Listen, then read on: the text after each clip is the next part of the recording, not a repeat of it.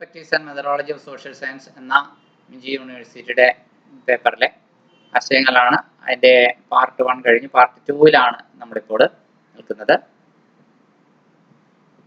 സാമൂഹ്യ ശാസ്ത്രങ്ങൾ, social sciences, അതെങ്ങനെയാണ് ഉണ്ടായി വന്നത്?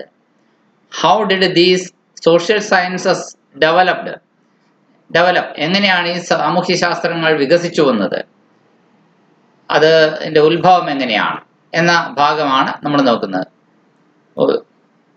ഗ്രീക്കുകാരുടെ വിശ്വാസങ്ങളിൽ നിന്ന് നമുക്ക് തുടങ്ങാം.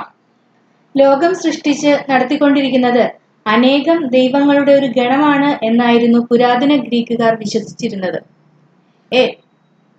ഏതാണ്ട് 2600 വർഷങ്ങൾക്ക് മുമ്പ് പാശ്ചാത്യ തത്വചിന്ത പുരാതന ഗ്രീസിൽ പ്രത്യക്ഷപ്പെട്ടതോടെ ഈ ഒത്തിരി ദൈവങ്ങളുടെ ഈ ലോകഭരണം എന്ന ചിന്താഗതി അത് വെറും ഒരു മിത്ത് അഥവാ ഒരു അന്ധവിശ്വാസമാണ് എന്ന തിരിച്ചറിവ് അഥവാ ആ രീതിയിലൊരു സംശയം അവിടെ തന്നെ രൂപപ്പെട്ടു തുടങ്ങി. ദൈവശാസ്ത്ര വിശ്വാസം ആയിരുന്നു ഗ്രീക്കുകാർക്ക് ആദ്യം ഉണ്ടായിരുന്നത്. അവിടെ നിന്ന് പക്ഷേ ആ ഗ്രീക്കുകാർ തന്നെ സ്വയം മാറുകയാണ്. അവർ അതിൽ നിന്ന് സ്വതന്ത്രമായി കുറച്ചുകൂടി യുക്തിപരമായ ഒരു തിയറി കൊണ്ടുവരാനായിട്ട് ശ്രമിക്കുകയാണ് ചെയ്തത്. ദൈവങ്ങളുടെ ഒരു കൂട്ടം ആണ് ലോകത്തെ ആകമാനം പല രീതിയിൽ, ഓരോ കാര്യത്തിനും ഓരോ ദൈവം. എല്ലാ ദൈവങ്ങളുടെയും തലപ്പത്ത് സിയസ് എന്ന് പറയുന്ന ദൈവങ്ങളുടെ തലവനായിട്ടുള്ള കിങ് എന്ന് പറയുന്ന ദൈവം, അത് ആകാശത്തിൻ്റെയും മഴയുടെയും ഇടിമിന്നലിൻ്റെയും ഒക്കെ ദേവനായിരുന്നു സിയസ് ദേവൻ. പിന്നെ അദ്ദേഹത്തിൻ്റെ സഹോദരന്മാര്, സഹോദരിമാര്, മക്കള് ഒക്കെ ആയിട്ട് മറ്റു ദൈവങ്ങൾ. ഹെര എന്ന് പറയുന്ന വിവാഹത്തിന്റെ ദേവതയാണ്. ഹെയ്ഡസ് പാതാള ലോകത്തിന്റെ ദേവനാണ്. പൊസിഡിയോൺ കടലിന്റെ ദേവനാണ്. ഹേസ്റ്റിയ കുടുംബത്തിന്റെ ദേവനാണ്. ആർട്ടിമസ് നായാട്ടിന്റെയും വന്യമൃഗങ്ങളുടെയും ഒക്കെ ഈ അപ്പോളോ ദേവന്റെ ഒരു ഇരട്ട സഹോദരിയാണ് ഈ ആർട്ടിമിസ്. പിന്നെ അപ്പോളോ ദേവൻ വെളിച്ചത്തിന്റെ ദേവനാണ്. ഹെർമെസ് ദൈവങ്ങളുടെ സന്ദേശവാഹകൻ എന്നറിയപ്പെടുന്നു. അഫ്രഡൈറ്റ്, ഗ്രീക്ക് ദേവതയായ അഫ്രഡൈറ്റ് പ്രേമത്തിന്റെയും സൗന്ദര്യത്തിന്റെയും ദേവതയാണ്. യുദ്ധദേവനായിട്ടുള്ള ഏരിസ്, അഥീന ദേവത വിജ്ഞാനത്തിന്റെയും നഗര സംരക്ഷണത്തിന്റെയും ദേവത. ഇങ്ങനെ ഒത്തിരി ദൈവങ്ങളെല്ലാം കൂടിയാണ് ഈ ലോകത്തെ മുഴുവനും ഭംഗിയായിട്ട് കൊണ്ടുപോകുന്നത് എന്ന ഗ്രീക്കുകാരുടെ ആ വിശ്വാസം മാറുകയാണ്. പാശ്ചാത്യ തത്വചിന്ത, വെസ്റ്റേൺ ഫിലോസഫി ആ ഏൻഷ്യന്റ് ഗ്രീസിൽ പ്രത്യക്ഷപ്പെട്ടപ്പോഴാണ് ഈ അന്ധവിശ്വാസങ്ങളെയൊക്കെ സംശയിക്കാൻ തുടങ്ങിയത്. ദൈവശാസ്ത്ര വിശ്വാസം അഥവാ തിയോളജിക്കൽ തിയറിയിൽ നിന്ന് അവർ പതിയെ മാറുകയും പിന്നീട് കുറച്ചും കൂടെ ലോജിക്കലായ യുക്തിസഹമായ ഐഡിയോളജി അവർ അക്സെപ്റ്റ് ചെയ്യുകയും ചെയ്തു. യാഥാർത്ഥ്യങ്ങൾ മനസ്സിലാക്കുന്നതിന് ഇത് ഉപയോഗിക്കപ്പെടുകയും ചെയ്തു. ശാസ്ത്രീയമായ ഒരു അറിവിന്റെ അടിത്തറ പാകിയത് ഗ്രീസിൽ 2 പ്രധാന ചിന്തകന്മാരാണ്. ഒന്ന് പ്ലേറ്റോയാണ്, 2 അദ്ദേഹത്തിന്റെ ശിഷ്യൻ അരിസ്റ്റോട്ടിലാണ്. ഒരു തരം സയന്റിഫിക് നോളജിന്റെ ബേസ് ഗ്രീസിൽ സൃഷ്ടിക്കുന്നത് പ്ലേറ്റോയും അരിസ്റ്റോട്ടിലും എന്നിങ്ങനെ 2 ചിന്തകന്മാരാണ്. പ്ലേറ്റോ അരിസ്റ്റോട്ടിലിന്റെ ശിഷ്യനായിരുന്നു. ഇനി പുരാതന ഗ്രീക്കുകാരുടെ തത്വചിന്താപരമായ വാദമുഖങ്ങൾ ഇന്നത്തെ ആധുനിക ലോകം പോലും അംഗീകരിക്കുന്ന ചില സിദ്ധാന്തങ്ങൾ, തിയറീസിന്റെ സൃഷ്ടിക്ക് കാരണമായി. ഏൻഷ്യന്റ് ഗ്രീക്കുകാരുടെ ഫിലോസഫിക്കലായിട്ടുള്ള ആർഗ്യുമെന്റ്സ് അത് ഇന്നത്തെ മോഡേൺ വേൾഡിന് പോലും ആക്സെപ്റ്റ് ചെയ്യേണ്ട രീതിയിലുള്ള ഒരു ആർഗ്യുമെന്റ് ആണ് അവർ അന്നേ തന്നെ മുന്നോട്ട് വെച്ചത്. എന്തെങ്കിലും ഒരു വസ്തു ഇല്ലായ്മയിൽ നിന്ന് ഉണ്ടാക്കാൻ പറ്റില്ല. അതായത് മാറ്ററിനെ ക്രിയേറ്റ് ചെയ്യാനോ നശിപ്പിക്കാനോ സാധ്യമില്ല എന്ന് പറയുന്ന law of conservation of matter എന്ന് പറയുന്ന ഫിസിക്സിലെ തിയറി ഏൻഷ്യന്റ് ഗ്രീക്കുകാർ അന്നേ തന്നെ പറഞ്ഞിട്ടുണ്ട്. ഒരു മാറ്ററിനെ വേണമെങ്കിൽ അതിന്റെ ഷേപ്പ് ചേഞ്ച് ചെയ്യാനേ സാധിക്കുള്ളൂ, ദ്രവ്യത്തെ അതിന്റെ രൂപം മാറ്റാൻ മാത്രമേ സാധിക്കൂ. ഇത്തരം ആശയങ്ങളൊക്കെ ഗ്രീക്കുകാർ പണ്ടേ പറഞ്ഞ കാര്യങ്ങളാണ്. ഇന്ന് മോഡേൺ സയൻസ് അക്സെപ്റ്റ് ചെയ്യുന്ന കാര്യമാണ്.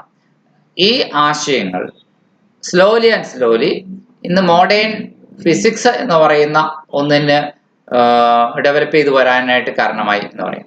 ഗ്രീക്കുകാരുടെ ഇത്തരത്തിലുള്ള സംവാദങ്ങൾ, വാദപ്രതിവാദങ്ങൾ, ആർഗ്യുമെന്റ്സ്, കൗണ്ടർ ആർഗ്യുമെന്റ്സ്, ഇതിലൂടെയൊക്കെ ഒരുപാട് സോഷ്യൽ സബ്ജക്റ്റുകളും കടന്നു വന്നിരുന്നു. സയന്റിഫിക് സബ്ജക്റ്റുകൾ മാത്രമല്ല, സോഷ്യൽ സബ്ജക്റ്റുകൾ. ആ സോഷ്യൽ സബ്ജക്റ്റുകളിൽ ആണ് ഇന്ന് നമ്മൾ കാണുന്ന സാമൂഹ്യ ശാസ്ത്രങ്ങൾ അഥവാ സോഷ്യൽ സ്റ്റഡീസ് എന്നൊക്കെ നമ്മൾ പറയുന്ന ബ്രാഞ്ച് വരുന്നത്. ഒരു സ്റ്റേറ്റിലെ ഒരു രാജ്യത്തെ സ്റ്റേറ്റ് അഥവാ ഗവൺമെന്റിന്റെ പങ്ക് എന്തായിരിക്കണം, അതുപോലെ തന്നെ പൊളിറ്റിക്സ് എന്ന ആശയമാണത്. മനുഷ്യ മനസ്സ് സമൂഹത്തിന്റെ മനസ്സുമായിട്ട് അല്ലെങ്കിൽ സമൂഹവുമായി എങ്ങനെ പ്രതിപ്രവർത്തിച്ചാണ് മുന്നോട്ട് പോകുന്നത്, സൈക്കോളജിയുടെ പഠനമാണിത്. അതുപോലെ തന്നെ മാർക്കറ്റില് ഒരു ഇൻഡിവിജ്വലിന്റെ ആക്ടിവിറ്റീസ് എപ്രകാരമാണ് പ്രതിഫലിക്കുന്നത്, എക്കണോമിക്സിന്റെ പഠനമാണ്. ഇത്തരം ചിന്തകളൊക്കെ ഗ്രീക്കുകാർ തുടങ്ങി വെച്ച ചിന്തകളാണ്.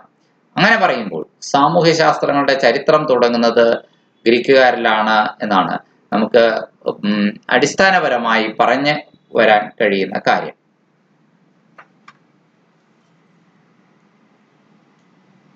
അടുത്തതായിട്ട് കുരിശുദ്ധങ്ങൾ എന്താണ്, കുരിശുദ്ധങ്ങളെ കുറിച്ച് ആണ് നമ്മൾ നോക്കുന്നത്.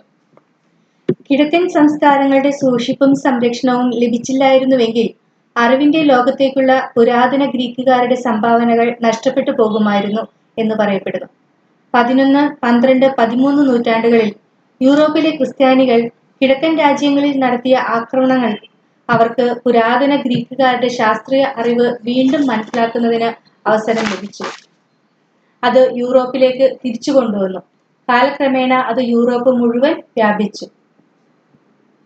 ചുരുക്കി പറഞ്ഞു കഴിഞ്ഞാൽ കിഴക്കൻ യൂറോപ്പില് ഉണ്ടായ കിഴക്കൻ സംസ്കാരങ്ങളുടെ സൂക്ഷിപ്പും സംരക്ഷണവും ഒക്കെ ലഭിച്ചില്ലെങ്കിൽ ഗ്രീക്കുകാരുടെ ഏൻഷ്യന്റ് ഗ്രീക്സിന്റെ കോൺട്രിബ്യൂഷൻസ് എന്നേക്കുമായിട്ട് നമുക്ക് നഷ്ടപ്പെട്ടു പോകുമായിരുന്നു. യൂറോപ്യന്മാര് കുരിശുദ്ധത്തിന്റെ ഭാഗമായിട്ട് പാശ്ചാത്യ ലോകം ആക്രമണങ്ങളുമായിട്ട് കിഴക്ക് പ്രദേശങ്ങളിലേക്ക് സഞ്ചരിച്ചപ്പോൾ അവർ ഗ്രീസിലും ആക്രമണങ്ങളുമായി എത്തിച്ചേർന്നു. അങ്ങനെ ഗ്രീക്കുകാരുമായി കണക്ട് ചെയ്ത് ബന്ധപ്പെട്ട് അവർ ആക്രമണങ്ങൾ നടത്തുമ്പോൾ അവരുടെ മ്യൂസിയങ്ങൾ, ലൈബ്രറികൾ ഒക്കെ കാണാൻ, അവരുടെ കലകൾ, സംസ്കാരങ്ങളൊക്കെ ആയിട്ട് ഈ യൂറോപ്യൻസിന് ബന്ധപ്പെടാനിടയായി. പക്ഷെ അവർ അവിടുത്തെ ലൈബ്രറികളോ പുസ്തകങ്ങളോ ഒന്നും നശിപ്പിച്ചില്ല. ആ പുസ്തകങ്ങളും അറിവുകളും ഒക്കെ അവർ യൂറോപ്പിലേക്ക് കൊണ്ടുപോയി.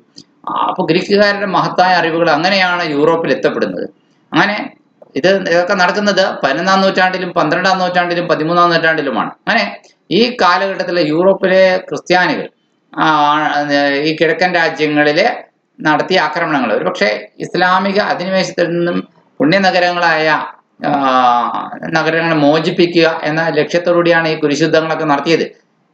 ഏതാണ്ട് 7 മുകളിലായിട്ട് കുരിശുദ്ധങ്ങൾ, ക്രൂസൈഡുകൾ നടന്നിട്ടുണ്ട്. ക്രൂസൈഡുകൾ എന്താണ് എന്നൊരു ചോദ്യം എക്സാമിന് ചോദിക്കാൻ പാടില്ല എന്നില്ല, ചോദിക്കാവുന്ന ഒരു ക്വസ്റ്റ്യൻ തന്നെയാണ്.